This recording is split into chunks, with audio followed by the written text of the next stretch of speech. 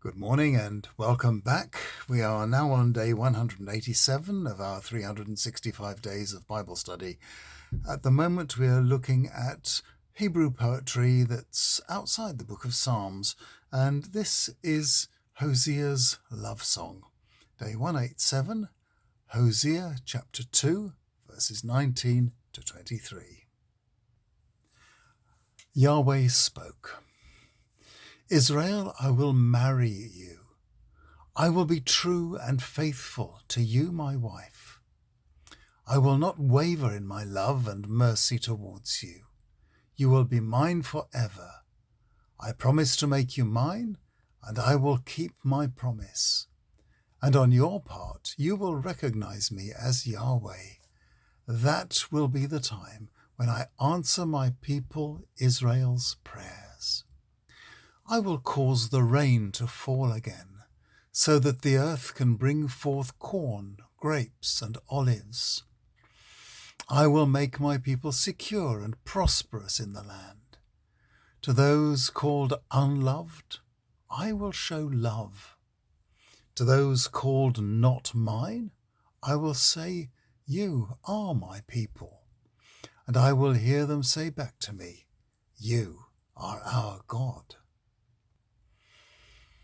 The setting for this poem is the prophet Hosea's campaign to get the people of the northern kingdom of Israel to return to worship their true God, Yahweh, and to come away from worshipping the local harvest and fertility gods called Baal and Astarte. The story of poor Hosea is well enough known. His disastrous marriage teaches him a lot about God's purposes, and he uses what he has learnt to try to bring Israel back to Yahweh. Nearly every aspect of his marriage, including the breaking and remaking of it, are used as allegories for God's relationship with his people. The story of the marriage is not told in chronological order, so it remains unclear whether there were one or two breakups and reconciliations. And it is also unclear whether he divorced her or she left him and ended up selling herself. It may well be that this is the same story told twice over to emphasize different points, although some commentators have gone so far as to suggest that poor Hosea may have had two disastrous marriages.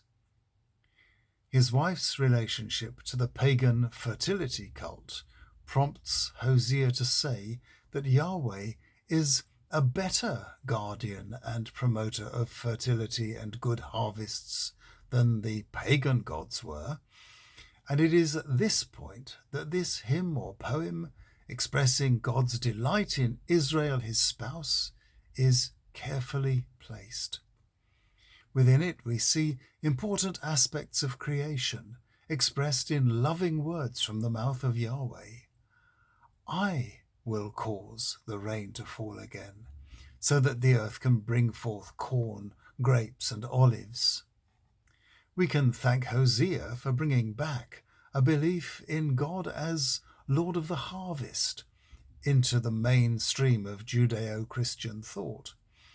We would be all the poorer without Harvest Festival as a celebration of God's love, and charities such as Oxfam, Christian Aid, and the World Food Programme as practical outcomes of our gratitude for it. Well, tomorrow, a poem of repentance, which will be familiar to many Christians since it forms part of our worship as Lent begins. It is a lyric written by the prophet Joel, and it still calls to us today. I'll see you tomorrow and we'll read that.